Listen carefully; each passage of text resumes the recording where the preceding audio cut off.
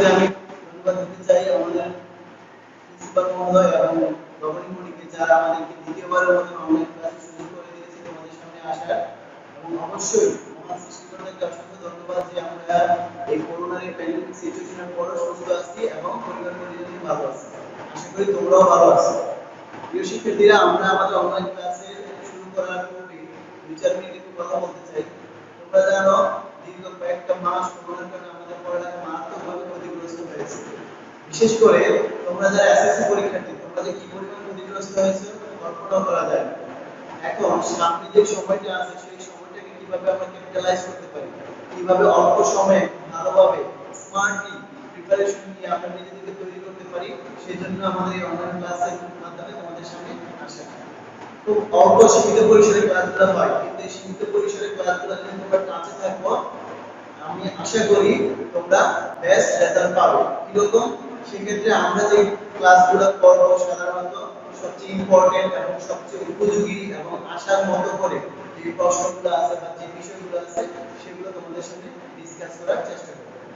আশা করি তোমরা আমাদের সাথে থাকবা, এবং তোমাদের যারা অলরেডি লাইনে আছে তাদের সবার প্রতি আমার রিকোয়েস্ট হচ্ছিল তোমরা তোমাদের ফ্রেন্ডদেরকে অবশ্যই এই অনলাইন ক্লাসের জন্য এনকারেজ করবা এবং ইনভাইট করবা। যে ক্লাস শুরু হয়েছে সামান্য কয়েকটা মিনিট, 35-40 মিনিট, এই 35-40 মিনিটে তোমরা অবশ্যই বেনিফিটেড হবে। শিক্ষার্থীরা, আমরা তোমাদের সামনে হাজির হয়েছি দশম শ্রেণীর বিজ্ঞান বিষয়টা নিয়ে। তোমরা যারা বিজ্ঞান বইতে আমাদের মোট 14টি চ্যাপ্টার আছে। এই 14টি চ্যাপ্টার যেহেতু আমরা অলমোস্ট 6-7-8 মাস সময় নষ্ট করে ফেলেছি, অনেকে জানি বাসা পড়াশোনা অনেকটাই বন্ধ, এই সময়টা লস হয়ে গেছে। এখন সামনে যে স্বল্প সময় পাবো, এই স্বল্প সময়ে কি সিলেবাস করা সম্ভব? হ্যাঁ সম্ভব, যদি তুমি চাও। কিন্তু যদি তুমি স্মার্ট এনাফ হও, যদি এনাফ স্মার্ট হও, তাহলে তুমি যেটা করতে পারো, কিছু চ্যাপ্টার তুমি নিজের মতো করে কমিয়ে নিতে পারো। এই 14টা চ্যাপ্টার, এই 14টা চ্যাপ্টারের পিছনে না ঘুরে বা না পড়ে তুমি যেটা করতে পারো 8, 9 অথবা 10টা চ্যাপ্টার, টোটাল 8টা চ্যাপ্টার, 9টা চ্যাপ্টার অথবা 10টা চ্যাপ্টার টার্গেট করতে পারো। এই 8টা চ্যাপ্টার যদি খুব ভালো করে তুমি পড়ো, তাহলে সবগুলো প্রশ্নই তোমার কমন হবে। তার মানে কি বাকি চ্যাপ্টারগুলো পড়বো না? হ্যাঁ, বাকি চ্যাপ্টারগুলো অবশ্যই পড়বো। অবজেক্টিভের জন্য 14টা চ্যাপ্টারই পড়বো, বাট সৃজনশীল প্রশ্নের জন্য তোমার মেরিট অনুযায়ী, তোমার মেধা অনুযায়ী তুমি কেউ 8টা, কেউ 9টা, কেউ 10টা চ্যাপ্টার চুজ করতে পারো। তোমাদের যে আপকামিং যে এক্সাম, সেই এক্সামের জন্য সিলেবাস দেওয়া হয়েছে 8টা বা 9টা চ্যাপ্টার। এই 9টা চ্যাপ্টারের মধ্যে কিছু চ্যাপ্টার আছে খুব মজা, হয়তো ক্লাস অনলাইন ক্লাস করলে আমি শিওর তোমাদেরকেও মজা দিতে পারতাম এবং খুব আগ্রহ সহ বুঝাইতে পারতাম। ওই চ্যাপ্টারগুলো অলরেডি 9 এ পড়ানো হয়ে গেছে, 10 এ শুরু করছিলাম। আমি আবার রিপিট করতেছি যে চ্যাপ্টারগুলো অ্যাটলিস্ট আমি পার্সোনালি পড়াই নাই ক্লাসে, সেই চ্যাপ্টারগুলো আমি আগে ধরতে যাচ্ছি। আজকে তোমাদের সামনে আমি হাজির হয়েছি দশম শ্রেণী নবম অধ্যায়টা নিয়ে, দুর্যোগের সাথে বসবাস। এই চ্যাপ্টারটার নাম থেকে অনেকে ডিসকারেজ হতে পারে, এটা তো পারি, এটা আবার কি বলবো, এটা অনলাইন ক্লাসে কি করব। আমি আমার অভিজ্ঞতার আলোকে বলি, চ্যাপ্টারটা এত সোজা, সবাই ভাবে না করে লিখবে, এবং খাতা দেখতে গিয়ে দেখা যায় না করে লিখতে গিয়ে দেখা যায় কি যে লিখতেছে, মানে তালবাম লাগিয়ে ফেলে। সেজন্য বলি যে যত সোজা খাতায় উপস্থাপন করা তত সোজা, সেজন্য তোমাদের কনসেপ্ট ক্লিয়ার হতে হবে।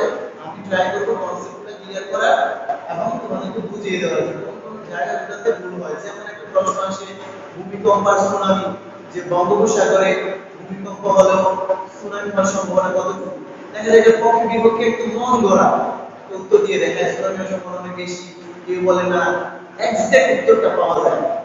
তাই আমি আশা করব আমার ক্লাসের মাধ্যমে আমি বুঝিয়ে দেওয়ার চেষ্টা করব যে এই চ্যাপ্টারটা কিভাবে প্রপারলি অ্যানসার করা যায়। আশা করি তোমরা লাইনে থাকবে। দুর্যোগের সাথে বসবাস যে চ্যাপ্টার, নবম চ্যাপ্টার, আমরা এমন এক সময় চ্যাপ্টারটা পড়তেছি যখন আমরা মহা দুর্যোগের মধ্যে দিয়ে অতিবাহিত করতেছি। তোমরা জানো করোনার কোভিড-19 এর ছোবলে সমস্ত পৃথিবী স্থবির, সমস্ত কর্মচাঞ্চল্য বন্ধ হয়েছিল দীর্ঘদিন। আমরা তোমাদের সাথে আসতে পারিনি, পড়ালেখা শুরু করেছি, বাট ডে বাই ডে একটা নির্দিষ্ট সময় পর এখন আবারও পৃথিবী তার স্বাভাবিক গতি ফিরে পাচ্ছে। এই যে করোনার যে ভয়াবহ থাবা, এই যে দুর্যোগটা, গ্লোবাল ক্রাইসিস, এইটাও কিন্তু একটা দুর্যোগের মধ্যে পড়ে। বাট আমি এই করোনাকে হাইলাইট করব না, কারণ হচ্ছে আমার বইতে যেই দুর্যোগগুলোর কথা বলা আছে সেই দুর্যোগের মধ্যে করোনা রিলেটেড কোনো দুর্যোগ নেই। করোনা হচ্ছে একটা ভাইরাস রিলেটেড দুর্যোগ, যেটা মানুষের উপর প্রভাব পড়ছে এবং এটা আরো কত কি ক্ষতি হচ্ছে আমরা দেখছি। কিন্তু আমরা যেটা করব যে বইয়ের মধ্যে যে দুর্যোগগুলো দেওয়া আছে সেই দুর্যোগগুলোর ইমপ্যাক্ট প্রভাব কি, সেই দুর্যোগগুলোর ক্ষতি কেমন, এগুলো হলে করণীয় কি, এগুলো নিয়ে আমরা ডিসকাস করব। এখন প্রশ্ন হচ্ছে দুর্যোগ কাকে বলে? পরীক্ষা যদি আসে এরকম প্রাকৃতিক দুর্যোগ কাকে বলে? প্রকৃতিতে স্বতঃস্ফূর্তভাবে যদি কোনো দুর্ঘটনা ঘটে, প্রকৃতিতে স্বাভাবিকভাবে স্বতঃস্ফূর্তভাবে যদি কোনো দুর্ঘটনা ঘটে থাকে এবং এর ফলে যদি পরিবেশের বিরূপ প্রভাব পড়ে বা পরিবেশের প্রকৃত ক্ষতি হয় এবং জানমালের ক্ষতি হয়, ক্ষতি সাধিত হয়, তখন সেটাকে প্রাকৃতিক বিপর্যয় বা দুর্যোগ বলে। এই প্রাকৃতিক দুর্যোগগুলো কি কি হতে পারে? প্রথম হচ্ছে বাংলাদেশের প্রেক্ষাপটে যদি বলি, বন্যা, খরা, জলোচ্ছ্বাস, ঘূর্ণিঝড়, সাইক্লোন, তারপর হচ্ছে ভূমিকম্প, সুনামি, তাপদাহ, এই যে এখন যে টেম্পারেচার অলমোস্ট 40 আবার প্রচন্ড গরম, এটা যদি আরো বাড়ে তাহলে মানুষ হিট স্ট্রোকে, সূর্যের তাপে গরমে মানুষ স্ট্রোক করে মারা যাচ্ছে, এটা হলো তাপদাহ।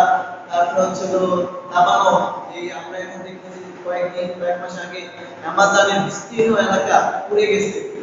তোমরা হয়তো জানো যে পৃথিবীর ফুসফুস বলা হয় অ্যামাজনকে। পৃথিবীর ফুসফুস বলা হয় অ্যামাজনকে। পৃথিবীতে মোট যে পরিমাণ অক্সিজেন দরকার সেই অক্সিজেনের 20% সাপ্লাই দেয় অ্যামাজন, পৃথিবীর ফুসফুস। সেই অ্যামাজনও পুড়ে গেছে এবং এই অ্যামাজন থেকে প্রচুর পরিমাণ পুরার কারণে কাঠ পুরার কারণে প্রচুর পরিমাণ কার্বন ডাই অক্সাইড প্রকৃতিতে চলে আসছে এবং এই কার্বন ডাই অক্সাইড হচ্ছে পরিবেশ দূষণের অন্যতম প্রধান কারণ, গ্রিন হাউস গ্যাস। যাই হোক, এই যে প্রাকৃতিক দুর্যোগ বললাম, তারপর কি বলে আবার আরেকটা হতে পারে আগ্নেয়গিরি অগ্নুৎপাত, যেটা কিনা আমাদের এই রিজিয়নে খুব বেশি হয় না। আগ্নেয়গিরি অগ্নুৎপাত, লাভা, জ্বলন্ত লাভা বের হওয়া, সেটা সাগরের মাঝখানে কোনো একটা জায়গা হতে পারে, দেশের মধ্যে কোনো পাহাড় এরকম অগ্নুৎপাত হতে পারে, এরকম বিভিন্ন প্রাকৃতিক দুর্যোগগুলো আছে। এই দুর্যোগ প্রশ্নটা একটা হতে পারে যে জলবায়ু পরিবর্তনের প্রভাব বাংলাদেশের প্রেক্ষাপটে কি, গ্লোবাল প্রেক্ষাপটে আলোচনা করব। বাংলাদেশের জলবায়ু পরিবর্তন কি, পরিবর্তনের প্রভাবটা কি, এইটা যদি ডিসকাস করতে চাই আমরা কয়েকটা পয়েন্ট নিতে হবে। ফর এক্সাম্পল, এক নম্বর পয়েন্ট হচ্ছে যে আমি যদি বলি ষড়ঋতু, এইটা দিয়ে আমি আমরা জানি কি বাংলাদেশ 6টি ঋতুর দেশ।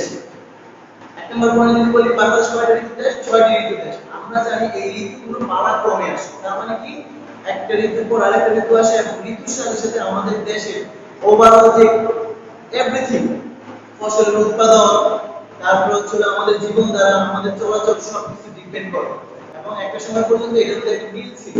আর যেহেতু এখন জলবায়ু পরিবর্তন হয়েছে, এই জলবায়ু পরিবর্তনের কারণে ঋতুর সাথে সাথে আমাদের প্রকৃতির স্বাভাবিক চেঞ্জটা হচ্ছে না, ফলে প্রকৃতিতে বিরূপ প্রভাব পড়ছে। এটা হচ্ছে জলবায়ু পরিবর্তন দিয়ে রিলেটেড। তারপর হচ্ছে বাংলাদেশের প্রেক্ষাপটে 2 নম্বর পয়েন্ট নিতে পারি হচ্ছে বন্যা। বাংলাদেশ একটি বন্যা প্রবণ এলাকা, বাংলাদেশ একটি দুর্যোগ প্রবণ এলাকা, বাংলাদেশ একটি মানে কি বলে জলবায়ু পরিবর্তনের মারাত্মক প্রভাবজনিত এলাকা। যদি আমি বলি প্রশ্ন হতে পারে বাংলাদেশ দুর্যোগ পীড়িত এলাকা কেন, বাংলাদেশ বন্যা পীড়িত এলাকা কেন, এই প্রশ্নটা হতে পারে। তো আমি বন্যা নিয়ে যেটা বলতে চাই, খেয়াল করো, বাংলাদেশের মতো দেশের জন্য বন্যা শুধু হলে অভিশাপ না, মজার কথা হলো যে বন্যা যে আশীর্বাদ হতে পারে এই ব্যাপারটা আমরা তো এভাবে ভাবি না। খেয়াল করো, বাংলাদেশ যেহেতু কৃষি প্রধান দেশ, কৃষি প্রধান দেশের জন্য বন্যাটা একটা নির্দিষ্ট সময়ের জন্য আশীর্বাদ। কিভাবে আশীর্বাদ? বন্যা যখন হয় তখন নদীর পানি এলাকায় প্রবেশ করে, কিন্তু এলাকায় প্রচুর ফসলি জমি আছে, ওই ফসলি জমিতে নদীর পানির মাধ্যমে পলি পড়ে, মানে ফসলি জমিতে পলি পড়ে, পলি জমা হয়। পলি যখন পড়ে তখন ফসলের জমির উর্বরতা বেড়ে যায়, ফলে ফসলের উৎপাদন বেড়ে যায়। এটা কখন? যখন বন্যা হয় তখন না, যখন বন্যার পানি চলে যায় এর ইমিডিয়েট পরে দেখো ফসলের উৎপাদন বেড়ে যায়, কারণ জমিটা তখন উর্বর হয়ে যায়। জমি যখন উর্বর হয়ে যায় তখন ফসল উৎপাদন ভালো, তাহলে ইন এ সেন্স বন্যাটা কিন্তু উপকার হলো। বাট বন্যা কখন ক্ষতিকর হয়? যখন বন্যাটা আকস্মিক বন্যা হয়, যে এখন ফসলের সময়, মাঠে ফসল ভর্তি, হঠাৎ করে প্রচুর বৃষ্টিপাত হলো, যেটা কিনা অপ্রত্যাশিত। এই বৃষ্টিপাতের কারণে হঠাৎ বন্যা হয়ে ফসল তলিয়ে গেল, এই বন্যাটা আমাদের জন্য ক্ষতিকর, অভিশাপ। আবার হচ্ছে নরমালি নদীর পানি বাড়তেছে, নদীর পানি বাড়তেই পারে, নদীর পানি বাড়ার কারণে বাঁধ ভেঙে গেল, নদী তীরবর্তী বাঁধ ভেঙে গেল, বাঁধ ভেঙে নদীর পানি ফসলি জমিতে প্রবেশ করে ফসলের প্রভূত ক্ষতি করে ফেলল। এই বন্যাটা তখন অভিশাপ হয়ে যায়। আবার হয় এমন হয় কোনো বছর একবার দুইবার বাইরের একের অধিক বন্যা দেখা দেয়, নরমাল যে প্রসিডিউরটা সেটা অ্যাকসেপ্টেবল, মেনে নেওয়া যায়। কিন্তু যদি একাধিকবার বন্যা হয় তখন সেই যে ড্যামেজটা হয় সেই ড্যামেজটা কিন্তু আমাদের জন্য সহনীয় হয় না। সেটা আমরা যারা এই উন্নয়নশীল দেশ বসবাস করি আমাদের জন্য এটা খুবই অর্থনৈতিকভাবে মারাত্মক ক্ষতির কারণ হয়ে যায়। আমি বললাম বন্যাও যে উপকার হতে পারে, এটা শুরুতে আমরা বলবো যে বন্যার কারণে জমির উর্বরতা শক্তি বেড়ে যায়, জমিতে পলি পড়ে, ফলে ফসলের উৎপাদন বেড়ে যায়। কিন্তু যদি বন্যা অধিক হয় অথবা অতিরিক্ত বৃষ্টিপাত হয় অথবা নদীর পানি উপচে পড়ে বাঁধ ভেঙে কিন্তু ফসলি জমি ক্ষতিগ্রস্ত হয়, তাহলে সেই বন্যাটা আমাদের জন্য ক্ষতি হয়। বন্যা গেল, তারপরে খরা। খেয়াল করো, যেই দেশে এত বন্যা এত পানি সেই দেশে আবার খরা হয়। কি কারণে হয়? গ্লোবাল চেঞ্জের কারণে, বৈশ্বিক উষ্ণায়নের কারণে। পৃথিবীর তাপমাত্রা যেহেতু প্রতিদিন বাড়তেছে, এই প্রতিদিন বাড়ার কারণে দেখা যায় একই দেশের কোন একটা অঞ্চলে দেখা যায় প্রচন্ড বৃষ্টি হচ্ছে, আর কোন একটা অঞ্চলে দেখা যায় বৃষ্টিপাত হচ্ছে। একই দেশে এক অঞ্চলে অনেক বৃষ্টি হচ্ছে আর এক অঞ্চলে কোনো বৃষ্টি হচ্ছে না। যে অঞ্চলে বৃষ্টি হচ্ছে না প্রচন্ড রোদের তাপে ফসলি জমি মানে ফেটে চৌচির হয়ে যাচ্ছে, ফসল উৎপাদন কমে যাচ্ছে, ফলে ওই এলাকায় খরা দেখা দিচ্ছে। যে এলাকায় প্রচুর বৃষ্টিপাত হচ্ছে ওই এলাকাতে বন্যাই হচ্ছে। এখন এই ঘটনাগুলো পৃথিবীতে বিভিন্ন অঞ্চলে ঘটে যাচ্ছে যে একই দেশ একদিকে প্রচুর বন্যা আর একদিকে অনেক খরা দেখা যাচ্ছে। এটা হচ্ছে 3 নম্বর পয়েন্ট। 4 নম্বর পয়েন্টে যদি আমরা যাই যে নদী ভাঙন। নদী ভাঙন বাংলাদেশের প্রেক্ষাপটে খুবই ভয়ানক একটা আকার ধারণ করছে। তোমরা জানো আজ থেকে প্রায় 2-2.5 মাস আগে যে পদ্মা নদীর ভাঙনের আমাদের স্কুলগঞ্জ যখন একটা জায়গায় একটা নাম করা এবং খুব সুন্দর একটা স্কুল নদীগর্ভে বিলীন হয়ে গেছে। জাস্ট একটা স্যাম্পল। আসলে কি একটা স্কুল বিলীন হয়েছে নাকি প্রতিষ্ঠান? না, পদ্মা নদীর করাল গ্রাসে কত বিস্তীর্ণ এলাকা, কত প্রতিষ্ঠান, কত বিল্ডিং, কত বাড়ি, কত ঘর, কত আবাদি ফসল যে বিলীন হয়ে যাচ্ছে গেছে, আনবিলিভেবল। এই যে সর্বনাশা পদ্মা আমাদেরকে প্রতিনিয়ত আমাদের এরকম ক্ষতি করে যাচ্ছে। এই যে নদী ভাঙনের কারণে প্রচুর ফসলের জমি, দেশের অর্থনৈতিক, ব্যক্তিগত প্রচুর ক্ষতি হচ্ছে প্রতিনিয়ত। এই যে এই নদী ভাঙনটা কেন? নদী ভাঙনটা কিন্তু জলবায়ু পরিবর্তনের কারণে হচ্ছে। নদী ভাঙন, এরপরে হচ্ছে ভূমিকম্প হতে পারে, আমাদের প্রেক্ষাপটে ভূমিকম্প হতে পারে। যদিও বাংলাদেশে যাবৎকালে ভয়ানক ভূমিকম্প হয়নি, কিন্তু যে জলবায়ু পরিবর্তনের প্রভাব নিয়ে যারা কাজ করে অথবা যে কি বলে ইউএস সার্ভে আছে যারা কিনা ভূমিকম্প নিয়ে সার্ভে করে, তারা যেটা সন্দেহ করতেছে অদূর ভবিষ্যতে বাংলাদেশে ভয়ানক ধরনের একটা ভূমিকম্প হতে পারে।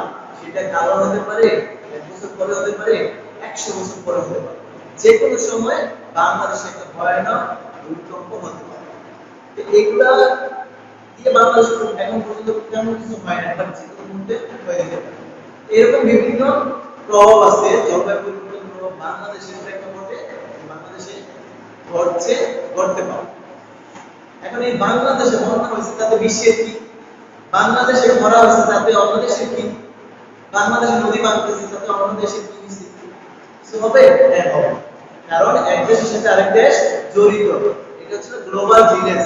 সমগ্র পৃথিবী একটা দেশ হিসেবে যদি আমি কাউন্ট করি, একটা দেশ আরেকটা দেশের উপর নির্ভর করে। সাপোজ বাংলাদেশ চালের জন্য মনে করো চাল বাংলাদেশ অনেক, বাংলাদেশ মিয়ানমার বা যে কোনো একটা দেশকে চাল রপ্তানি করে, রেগুলার রপ্তানি করতেছে, তাহলে ওই দেশটা বাংলাদেশের উপর নির্ভরশীল হয়ে গেল। বাংলাদেশের চাল তারা সবসময় পাবে। কোনো কারণে চাল রপ্তানি বন্ধ হয়ে গেলে বন্যার কারণে বাংলাদেশে এই চালের অভাব দেখা দিল, তখন ওই দেশটা কিন্তু সাফার করবে, কারণ ওই দেশটা চাল পাবে না। যেমন মনে করো আমরা পেঁয়াজের জন্য ইন্ডিয়ার উপর অনেক নির্ভরশীল। এখন ইন্ডিয়াতে কোনো একটা ক্রাইসিস হলো, বন্যা দুর্যোগের কারণে ইন্ডিয়াতে পেঁয়াজের রপ্তানি পেঁয়াজের প্রোডাকশন কমে গেল, উৎপাদন। এখন এরা রপ্তানি বন্ধ করে দিল। বাংলাদেশ কি হলো? পেঁয়াজের আমদানি কমে গেছে, পেঁয়াজের দাম বেড়ে গেল, পেঁয়াজের একটা ক্রাইসিস তৈরি হলো পেঁয়াজের। এই যে এক দেশ আরেক দেশের উপর নির্ভরশীল, এইটা সমগ্র পৃথিবীর ক্ষেত্রে প্রযোজ্য। প্রত্যেকটা দেশ কোনো না কোনো ভাবে অন্য দেশের উপর নির্ভরশীল। এই যে জলবায়ু পরিবর্তনের প্রভাব নিয়ে একটা দেশ আরেক দেশের উপর যে নির্ভরশীল, এই জলবায়ু পরিবর্তনের প্রভাব নিয়ে যারা কাজ করে যে প্রতিষ্ঠান, সেটার নাম হচ্ছে আইপিসিসি। জলবায়ু পরিবর্তন একটা দেশের উপর কি প্রভাব ফেলতে পারে সেই প্রভাব নিয়ে যে কাজ করে যে প্রতিষ্ঠান, সেই প্রতিষ্ঠান হচ্ছে আইপিসিসি, ইন্টার গভর্নমেন্টাল, আন্তঃসরকারীয় panel for climate change. Inter governmental.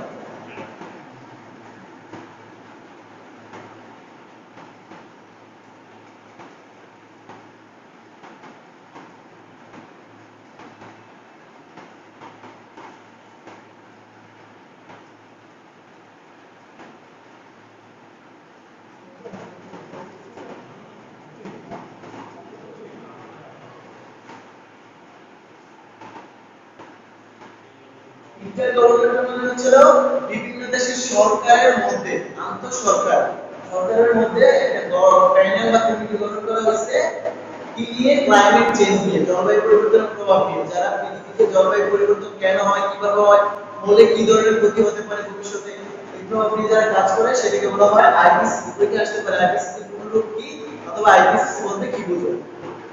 এখন এইটা লিখতে গিয়ে ভুলটা হয় কি, একটু খেয়াল করি। এইটার মধ্যে অনেক স্মল লিখে, P small, C small, channel C small, কিন্তু বইয়ের মধ্যে যেভাবে আছে অথবা আমি যেভাবে লিখছি সেভাবে লিখতে হবে। তোমরা একটু খেয়াল করো যাতে বানান অথবা ক্যাপিটাল অ্যালফাবেটটা লিখো। এইদিকে খেয়াল করো। আইপিসিসি কি বলতেছে, আইপিসিসি বলতেছে আইপিসিসি সর্বশেষ যে রিপোর্ট সেটা হচ্ছে AR4। আইপিসিসি সর্বশেষ যে রিপোর্ট AR4, কোর্সের অবজেক্টিভ আসে যে সর্বশেষ রিপোর্টটা কি, AR4। সর্বশেষ রিপোর্টে বলছে জলবায়ু পরিবর্তন ভয়ানক আকার ধারণ করতেছে এবং ডে বাই ডে সেটা আরো বাড়তেছে। এজন্য বিশ্ব নেতাদেরকে বলছে একই সময় সঠিক উদ্যোগ নেওয়া। আইপিসিসি অনেকগুলো প্রেডিকশন দিচ্ছে এবং কিছু রেজাল্ট বা ফাইন্ডিংস আমাদের সামনে দাঁড় করাইছে। যেমন আইপিসিসি তথ্য মতে গত 100 বছরে পৃথিবীর তাপমাত্রা 0.7 ডিগ্রি সেন্টিগ্রেড বাড়ছে। গত 100 বছরে পৃথিবীর তাপমাত্রা 0.7 ডিগ্রি সেন্টিগ্রেড বাড়ছে। মানে 0.7 ডিগ্রি, এটা একটা ব্যাপার হলো, কম মনে হয় না? আমি যদি নরমালি বুঝতে চাই 0.7, তাহলে একদমই কম মনে হয় যে আজকে তাপমাত্রা 25, কালকে 30 হইল, তাহলে তো কিছু যায় আসে না, 5 ডিগ্রি বাড়ছে, তেমন কোনো ফিলিংস আসে না। কিন্তু যদি বলে পৃথিবীর তাপমাত্রা গত 100 বছরে 0.7 ডিগ্রি বাড়ছে, এটা বুঝতে হলে আমাকে অনেক ডিপলি চিন্তা করতে হবে। মানে এমন না যে কোনো একটা দেশে 0.7 বাড়ছে, সমগ্র পৃথিবীর তাপমাত্রা কোনো দেশে খুব বেশি, কোনো দেশে খুব কম, এগুলো নিয়ে গড় করা হয়েছে, এভারেজ করা হয়েছে। এভারেজ করার পর সেটা 0.7। তার মানে এমন হতে পারে কোনো দেশের তাপমাত্রা 20 ডিগ্রি বেড়ে গেছে, কোনো দেশের তাপমাত্রা 20 ডিগ্রি বা 10 ডিগ্রি কমে গেছে। এবং সেটা যদি হয়ে থাকে কত ভয়ানক হতে পারে। সাপোজ আজকে বাংলাদেশের তাপমাত্রা মনে করো যে 37 অথবা 39 ডিগ্রি সেন্টিগ্রেড, জান 10 বছর পরে যদি 39 ডিগ্রি তাপমাত্রা যদি বাংলাদেশে 49 ডিগ্রি হয়, ক্যান ইউ ইমাজিন কত ভয়ানক হবে? এই 39 ডিগ্রিতে মনে করো মানুষ হিট স্ট্রোক করে, দেখা যায় অনেকে স্ট্রোক করে মারা যাচ্ছে। যদি 49 ডিগ্রি হয় তাহলে বাহিরে আমরা যেতে পারবো কিনা, গেলেও আমরা কত সার্ভাইভ করতে পারবো, কত সমস্যা হবে কল্পনা করা যায়? বাংলাদেশে হয়তো 10 ডিগ্রি বাড়লো, আমাদের সাথে 10 ডিগ্রি কমে গেল, রাশিয়া, সাইবেরিয়া ওইসব অঞ্চলে তাপমাত্রা আরো কমে গেল, -40 -50 তে চলে গেল। তার মানে কোন দেশে খুব বেশি কমে যায়, কোন দেশে খুব বেশি বেড়ে যায়। এই যে এভারেজ দেওয়া হবে তখন সেটাকে মানটা কমে যায়, এবং এই অল্প মানটাই তখন অনেক বড় বড় বিপদের কারণ হয়ে যায়। গত 100 বছরে পৃথিবীর তাপমাত্রা 0.7 ডিগ্রি বেড়েছে এবং আরো অ্যালার্মিং যে ব্যাপারটা 2021 সাল 2100 সাল নাগাদ পৃথিবীর তাপমাত্রা বলা হয়েছে যে 1.2 থেকে 6.4 ডিগ্রি সেন্টিগ্রেড বাড়তে পারে। এটা হলো গড় তাপমাত্রা, 1.2 থেকে 6.4 ডিগ্রি বাড়তে পারে। আমি ইমাজিন করতে পারতেছি, আমার কাছে মনে হয় যে 1.2 ব্যাপার না, বাট 1.2 যদি গড় বাড়ে তাহলে দেখা যেতে পারে কোনো একটা দেশের তাপমাত্রা 20 ডিগ্রি বেড়ে গেছে।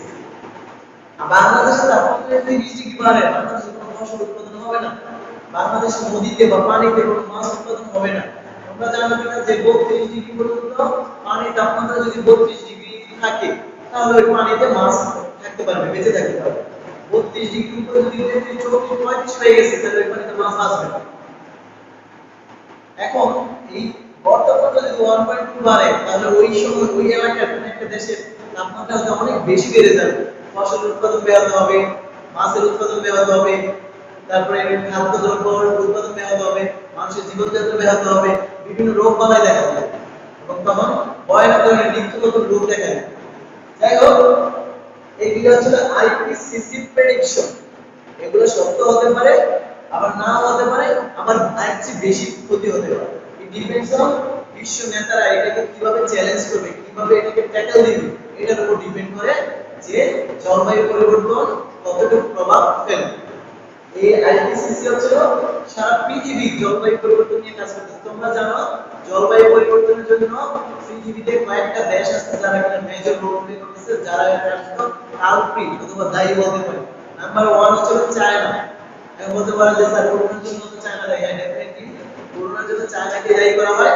এবং এই যে সারা পৃথিবী আমাদের দেশ গরিব বা উন্নয়নশীল দেশটাতে যে এত বন্যা, খরা, দুর্যোগ, এগুলোর জন্য আমরা দায়ী না। এগুলোর জন্য দায়ী হচ্ছে উন্নত বিশ্ব, চায়না, যুক্তরাষ্ট্র, রাশিয়া, ইংল্যান্ড, এই যুক্তরাজ্য, যেটা এইসব উন্নত দেশগুলোই দায়ী। কিভাবে দায়ী?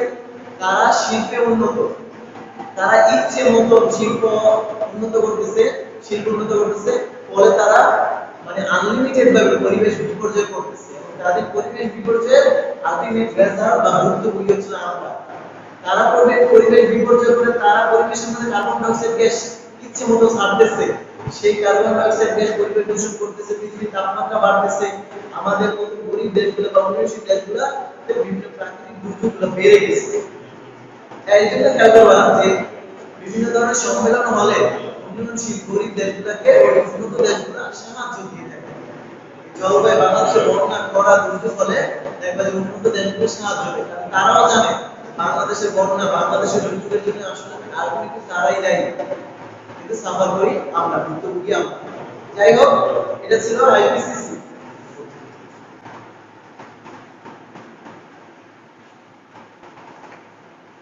এখন আমরা আসি জলবায়ু পরিবর্তনের জন্য যে দায়ী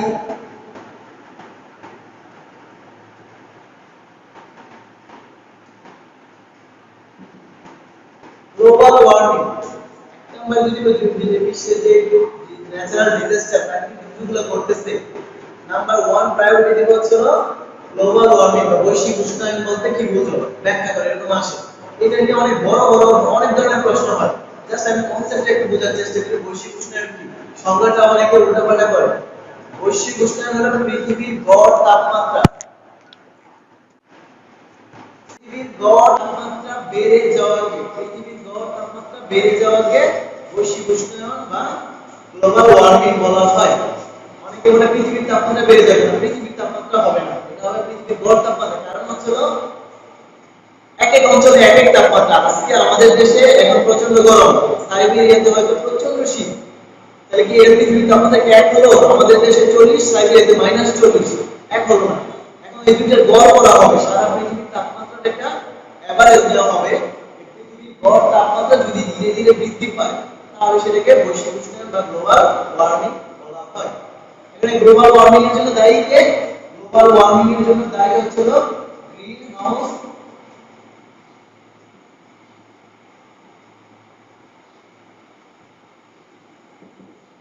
আমার মনে হয় কিছুটা আমাকে প্রশ্ন করছিল একটা মানে ঠিকই কোয়েশ্চেন স্যার, যে white house is made by white bricks, মানে হোয়াইট হাউস তো সাদা ইট দিয়ে তৈরি, রেড হাউস রেড ইট বা লাল ইট দিয়ে তৈরি, গ্রিন হাউস কি দিয়ে তৈরি?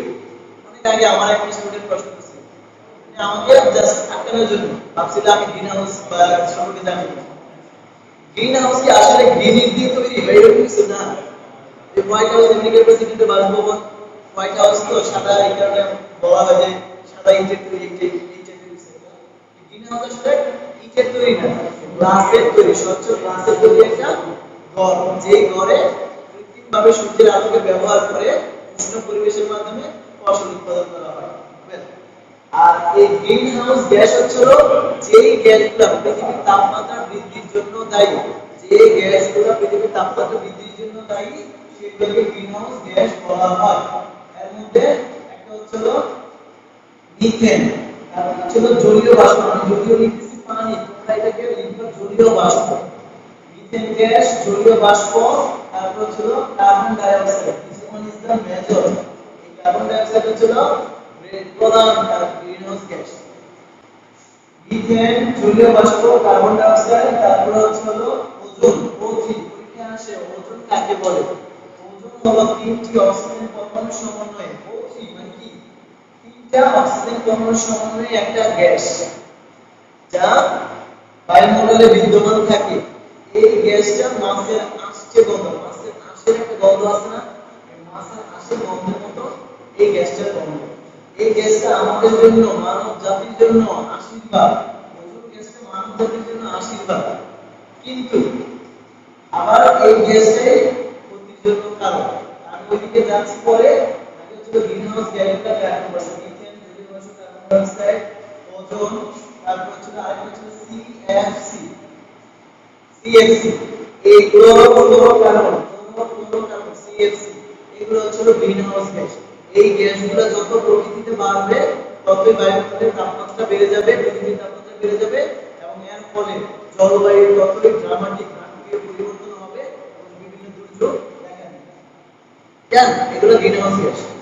এখন কথা হচ্ছে গ্রিনহাউস গ্যাস কেন জলবায়ু পরিবর্তনের জন্য দায়ী? এরা কি করে যেজন্য জলবায়ু পরিবর্তন হয়? এই গ্রিনহাউস গ্যাসগুলো তাপের ধারক, সবগুলা না, যেমন ওজোনের জন্য সিএফসি এর একটা কাজ করে। আলটিমেটলি এই কার্বন ডাই অক্সাইডটা আমরা বলবো যে মেইন দায়ী। এই কার্বন ডাই অক্সাইড হলো তাপের ধারক। তাপের ধারক মানে যে পদার্থ তাপ ধরে রাখে তাকে তাপের ধারক বলা হয়।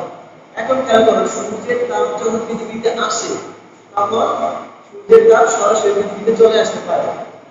সূর্যের তাপের সাথে, সূর্যের আলোর সাথে ক্ষতিকর ইউভি রশ্মি থাকে, ইউভি আল্ট্রাভায়োলেট রশ্মি, অতি বেগুনি রশ্মি থাকে সূর্যের আলোর মধ্যে। সূর্যের আলো যখন পৃথিবীতে আসে, সূর্যের ক্ষতিকর ইউভি রশ্মি, মনে করো সূর্যের, আমরা যে পৃথিবীতে আছি, পৃথিবীর উপরে এরকম একটা ছাতার মতো আছে, যেটাকে আমরা চোখে দেখতে পাই না। আমরা খালি চোখে দেখতে পাই না, কিন্তু কল্পনা করতে পারি যে আমরা যে মাটিতে আছি, যে বায়ুমণ্ডলে এরকম ছাতার মতো আছে। এই ছাতাটা হচ্ছে ওজোন স্তর, O3, মানে ওজোন গ্যাসের একটা স্তর বায়ুমণ্ডলে আছে। তারপরে এটা সায়েন্স এটা প্রমাণ করছে যে ওজোন গ্যাসের স্তরটা ছাতার মতো বিছিয়ে আছে। এটার কাজ কি? ওই যে সূর্যের আলো যে পৃথিবীতে আসে, সূর্যের আলো যে পৃথিবীতে আসে, তখন এই ছাতার মধ্যে দিয়ে এই ইউভিটা আটকে যায়। ইউভি পৃথিবীতে আসতে পারে না, শুধু যদি সূর্যের তাপ আর আলোটা আসে, ইউভি রশ্মি বা তাপ এই ওজোন গ্যাসটা আটকে দেয়। তার মানে ওজোন গ্যাসটা, ওজোন স্তরটা ছাতার মতো করে কাজ করে, পৃথিবীকে ক্ষতিকর ইউভি থেকে বাঁচিয়ে দেয়। ফলে শুধু সূর্যের তাপ আসে, পৃথিবী উত্তপ্ত হয়, পৃথিবীর অনেক কাজে আসে, আবার দিন শেষে সূর্যের তাপ সেটা চলে যায়। এই জন্য রাতের বেলা আমরা সাধারণত ঠান্ডা কিন্তু সূর্যের তাপ থাকে। এখন এই ওজোন গ্যাসটা নিয়ে একটু কথা বলতে চাই। এই ওজোন গ্যাসটা অনেক উপকারী, যেটা যেহেতু ছাতার মতো কাজ করে, বৃষ্টি হইলে ছাতা আমাদের উপকার করে, রোদ উঠলে ছাতা আমাদের উপকার করে, সেই ওজোন গ্যাসটা পৃথিবীকে উপকার করতেছে। কিন্তু আমরা পৃথিবীকে দূষণ করতে করতে, পৃথিবীকে ক্ষতি করতে করতে এমন করছি, এই যে ওজোন গ্যাসের যে ছাতাটা, এই ছাতাটা বিভিন্ন জায়গায় ফুটা হয়ে গেছে, বিভিন্ন জায়গায় ক্ষয় হয়ে গেছে। একটা ছাতা যদি জায়গায় জায়গায় ফুটা হয়, তাহলে ওইটা দিয়ে সূর্যের তাপ সরাসরি গায়ে লাগবে না, অথবা বৃষ্টির পানি পড়ে যাবে না। পৃথিবীর ক্ষেত্রে ঘটনাটা এমনই ঘটছে যে এই ছাতাটা বিভিন্ন জায়গায় ক্ষয় হয়ে গেছে। বছরের পর বছর পরিবেশ বিপর্যয় করতে করতে এই ছাতাটা ক্ষয় হওয়ার কারণে সূর্যের আলোর সাথে ক্ষতিকর ইউভি রশ্মি পৃথিবীতে এখন চলে আসতেছে। ফলে তাপমাত্রা বেড়ে যাচ্ছে, পৃথিবীতে রোগবালাই বেড়ে যাচ্ছে, ফসলের উৎপাদন ক্ষতিগ্রস্ত হচ্ছে, বন্যা, খরা, জলোচ্ছ্বাস, বিভিন্ন প্রাকৃতিক দুর্যোগ প্রতিনিয়ত বেড়ে যাচ্ছে। কি কারণে? এই ওজোন স্তরটা, খুবই প্রয়োজনীয় ওজোন স্তরটা ক্ষতিগ্রস্ত হওয়ার কারণে। এটাকে বলে ওজোন স্তরের ক্ষয়, ওজোন লেয়ার ডিপ্লেশন বা ওজোন স্তরের ক্ষয়। ডান। পৃথিবীর তাপ চলে আসলো, এখন দিন শেষে পৃথিবীর তাপ যখন মাটি থেকে আবার ফিরে যেতে চায়, যেহেতু এটা বায়ুমণ্ডল, যেহেতু এটা বায়ুমণ্ডলের মধ্যে এই গ্যাসগুলো থাকে না, এই গ্যাসগুলো কিন্তু বায়ুমণ্ডলের মধ্যে আছে, বাতাসে আছে। তাপ যখন চলে যেতে চায়, তখন এই কার্বন ডাই অক্সাইড গ্যাসটা কিছু তাপ ধরে রাখে, সব তাপ কি ধরে রাখে না, সব তাপ ধরে রাখে না, কিছু তাপ যখন মাটি থেকে দিন শেষে চলে যেতে চায় তখন এই কার্বন ডাই অক্সাইড কিছু তাপ ধরে রাখে। কারণ আগেই বলছি কার্বন ডাই অক্সাইড তাপের ধারক, তাপ ধরে রাখার ক্ষমতা কার্বন ডাই অক্সাইডের আছে, এইজন্য কার্বন ডাই অক্সাইড তাপ ধারক হিসেবে কাজ করে। এখন কতটুকু তাপ ধরে রাখে, খুবই অল্প পরিমাণ ধরে রাখে, কিন্তু বছরের পর বছর ধরে রাখতে রাখতে রাখতে রাখতে পৃথিবীর তাপমাত্রা 100 বছরে 0.7 ডিগ্রি বেড়ে গেছে। আগামী 100 বছরে আরো 1.2 থেকে 6.4 ডিগ্রি বেড়ে যাবে বলা হচ্ছে। তার মানে এই যে তাপ ধরে রাখার ক্ষমতা বাড়তেছে, এরপর যদি এবার এমন হয় যে আমি প্রকৃতিতে কার্বন ডাই অক্সাইডের পরিমাণ বাড়াই দিতেছি, যেহেতু কার্বন ডাই অক্সাইডের পরিমাণ বেড়ে যাচ্ছে তাহলে বেশি বেশি কার্বন ডাই অক্সাইড বেশি বেশি তাপ ধরে রাখবে। এখন প্রকৃতিতে কার্বন ডাই অক্সাইড কেমনে বাড়াচ্ছি আমরা, খেয়াল করো, আমাদের চুলার মধ্যে যে গ্যাস পোড়াচ্ছি সেখান থেকে কার্বন ডাই অক্সাইড হতে পারে, বিদ্যুৎ উৎপাদন হচ্ছে সেখান থেকে কার্বন ডাই অক্সাইড উৎপন্ন হচ্ছে, এই যে অ্যামাজন পৃথিবীর ফুসফুস, অ্যামাজন পুড়ে যাচ্ছে, এমন আছে 2-3 মাস ধরে পুড়তেছে অ্যামাজন, সেখান থেকে গ্যাস গাছ পুড়তেছে সেখান থেকে কার্বন ডাই অক্সাইড উৎপন্ন হচ্ছে। তোমরা এখন জানো এই মুহূর্তে আমেরিকার ক্যালিফোর্নিয়া শহর, ক্যালিফোর্নিয়ার যে অঙ্গরাজ্যটা মাইলের পর মাইল এলাকা পুড়ে যাচ্ছে, এগুলো কি ন্যাচারাল ডিজাস্টার, প্রাকৃতিক দুর্যোগ, এমনিতেই আগুন লেগে গেছে এবং এলাকার পর এলাকা পুড়ে যাচ্ছে। এই পোড়ার ফলে যে গ্যাসটা প্রকৃতিতে ফিরে যাচ্ছে সেটা হচ্ছে কার্বন ডাই অক্সাইড।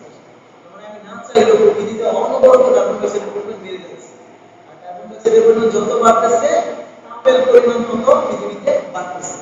আবার আমরা যারা প্রাণী আছি তারাও কিন্তু কার্বন ডাই অক্সাইড ছাড়তেছি।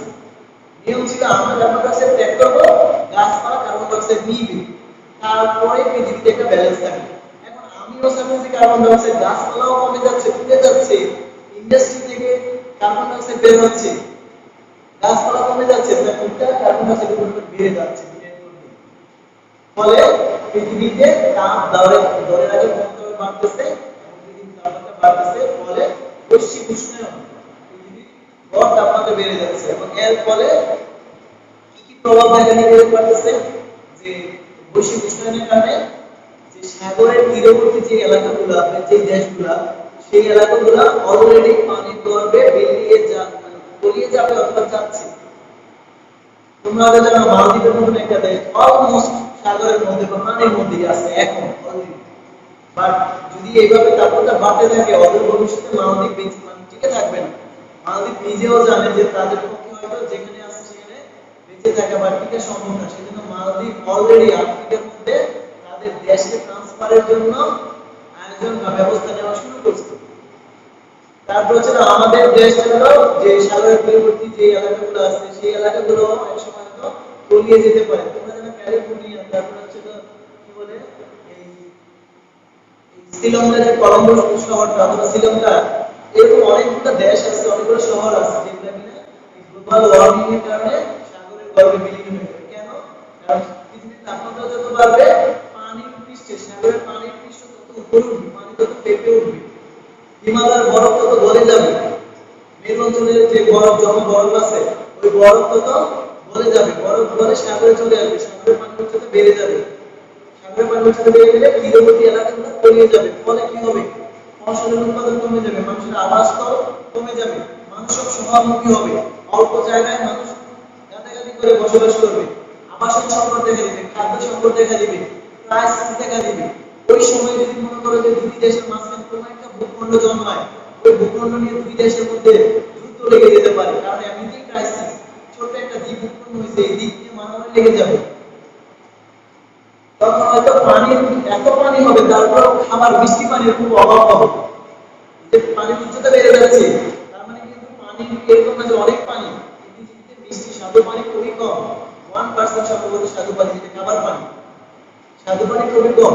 এবং সামনে বন্যা, খরা, পানি যদি বেড়ে যায় দূষণের কারণে স্বাদু পানি আরো কমে যাবে, ফলে পানির ক্রাইসিস হবে। বলা হচ্ছিল একটা কথা যে পৃথিবীতে যদি তৃতীয় বিশ্বযুদ্ধ লাগে, যদিও বলা হচ্ছে করোনাটাই নাকি তৃতীয় বিশ্বযুদ্ধ, করোনা তৃতীয় বিশ্বযুদ্ধ এবং এই তৃতীয় বিশ্বযুদ্ধে চীন জয়লাভ করছে, এটা ডিফারেন্ট টপিকস, আমরা ওইদিকে না যাই। ইন ফিউচার যদি পৃথিবীতে কোনো যুদ্ধ লাগে, বলা হচ্ছে এক নম্বর রিজন হচ্ছে পানির জন্য যুদ্ধ লাগতে পারে, পানির ক্রাইসিস এত ভয়ানক আকার ধারণ করতে পারে, সেই পানিকে নিয়ে হয়তো পৃথিবীতে যদি কোনো একটা যুদ্ধ হয় হতে পারে। যেটা বলছিলাম পানির উচ্চতা বেড়ে যাবে, তীরবর্তী এলাকা তলিয়ে যাবে, ফসল উৎপাদন কমে যাবে, বিভিন্ন ধরনের রোগবালাই দেখা দিবে, অনেক ধরনের প্রবলেমগুলো দেখা দিবে এই গ্লোবাল ওয়ার্মিং এর কারণে। এর সাথে আমরা কার্বন দূষণটা আমরা একটু পড়তে পারি। কার্বন দূষণ কাকে বলে? পরীক্ষা যদি আসে কার্বন দূষণের শীর্ষ দেশ কে? কার্বন দূষণের শীর্ষ দেশ হলো চায়না, চীন। দুই নম্বর দেশ কে?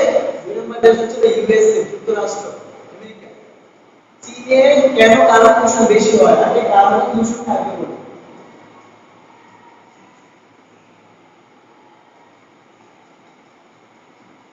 কার্বন দূষণ বলতে আমরা যেটা বুঝবো কার্বন ডাই অক্সাইডটাই বুঝবো, যে ইন্ডাস্ট্রি, শিল্প বা নগরায়নের ফলে যদি পরিবেশে কার্বন ডাই অক্সাইডের পরিমাণ বেড়ে যায়, কার্বন নিঃসরণের পরিমাণ বেড়ে যায়, তখন পরিবেশের যে ক্ষতি হয়, জলবায়ুর যে ক্ষতি হয়, তখন সেটাকে কার্বন দূষণ বলা হয়। এই কার্বন দূষণের জন্য দেখেন কার্বন আর কার্বনের যে যৌগ সেটা হলো কার্বন ডাই অক্সাইড। চুলা থেকে শুরু করে বিদ্যুতের যে পাওয়ার হাউস বা পাওয়ার স্টেশনগুলো, কয়লা বিদ্যুৎ, গ্যাস ভিত্তিক বিদ্যুৎ, আমাদের যে রামপাল বিদ্যুৎ আছে, এগুলো সন্দেহ করা হচ্ছে এগুলো থেকে একটা সময় ম্যাসিভ কোনো দুর্ঘটনা ঘটতে পারে। আর সরকার সচেতন, আশা করি হয়তো কার্বন দূষণ। কার্বন দূষণে চীন যেহেতু অনেক ইন্ডাস্ট্রি আছে, সেজন্য ইন্ডাস্ট্রি থেকে প্রতিনিয়ত বায়ুমণ্ডলে তার কার্বন ডাই অক্সাইড ছাড়ে, এবং পৃথিবীর মধ্যে সবচেয়ে মেজর কার্বন ডাই অক্সাইড ত্যাগ করে হচ্ছিল চীন। এজন্য বিদেশি কার্বন ডাই অক্সাইড বেশি, কার্বন ডাই অক্সাইড নির্গমন হার বেশি, এবং এই গ্লোবাল ওয়ার্মিং এর জন্য প্রধানত চীন দায়ী, এরপরে যুক্তরাষ্ট্র আছে। এই কার্বন দূষণ এর মেইন ভুক্তভোগী হচ্ছিল আমাদের মতো উন্নয়নশীল গরিব দেশগুলো। অ্যাসিড রেইন কাকে বলে? অ্যাসিড রেইন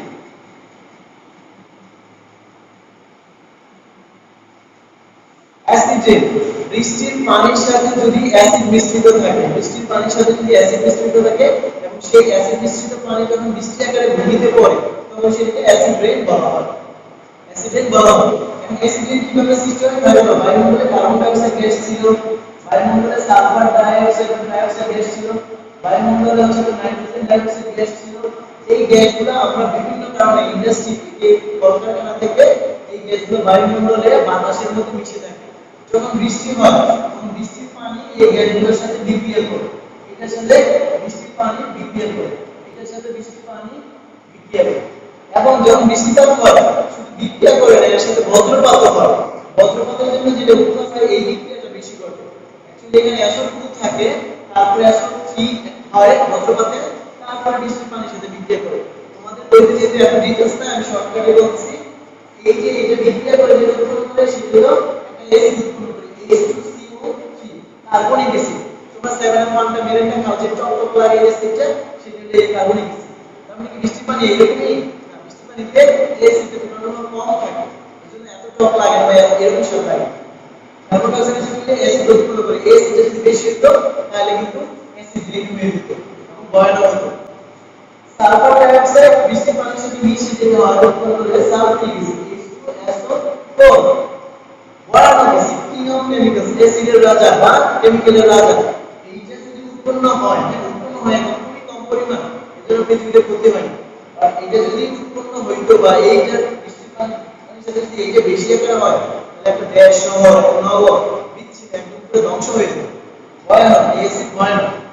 সেম এইটা হচ্ছে নাইট্রিক অ্যাসিড উৎপন্ন করে, HNO3।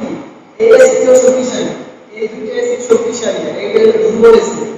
এই অ্যাসিডটা বৃষ্টির পানির সাথে কম পরিমাণ মিশ্রিত থাকে। যদি বেশি পরিমাণে মিশ্রিত থাকে তাহলে যে জায়গায় এই অ্যাসিড বৃষ্টি হবে ওই এলাকা পুরো ধ্বংস হয়ে যাবে। অ্যাসিড বৃষ্টি কেন হয়? হয়। কখন হয়? অনেক 50, 100, 70 অনেক বছর পর পর। কোথায় হয়? বাংলাদেশে হবে?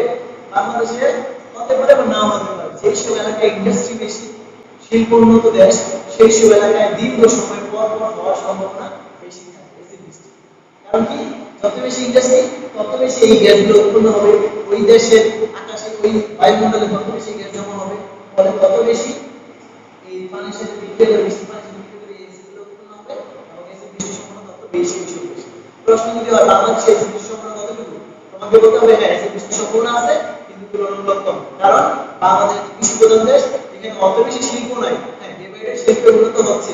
যদি শিল্পের উন্নত যত বেশি হয় শিল্প কারখানা ভরে যায় তাহলে অ্যাসিড বৃষ্টি হওয়ার সম্ভাবনা বেড়ে যেতে পারে। বাট এই মুহূর্তে অ্যাসিড বৃষ্টি সম্ভাবনা কম। আর যদি বাংলাদেশে অ্যাসিড বৃষ্টির মধ্যে নারায়ণগঞ্জে হওয়ার সম্ভাবনা কি?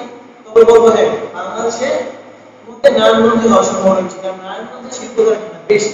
যদি কখনো হয়, আমরা শেষ করবো আমাদের সময় প্রায় শেষের দিকে। আমি অনেক টপিক মিস করে ফেলছি, নেক্সট ক্লাসে ট্রাই করব।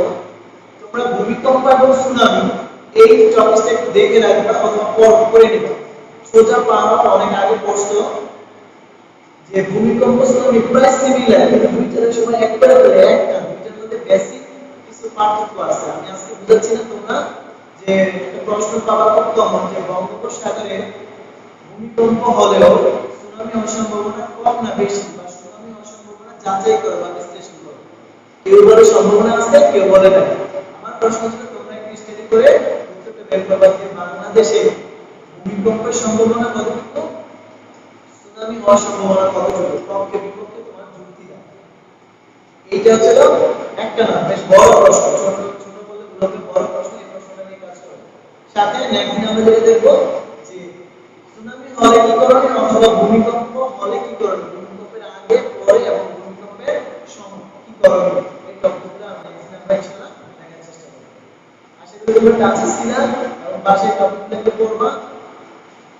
এবং তোমাদের এসএসসি পরীক্ষায় তোমাদের কোনো অপশন নেই, তোমাদের সময় খুবই কম, তোমাদের যে কোনো মধ্যে পরীক্ষা ধরিয়ে দেওয়া হবে অল্প সময়ের মধ্যে।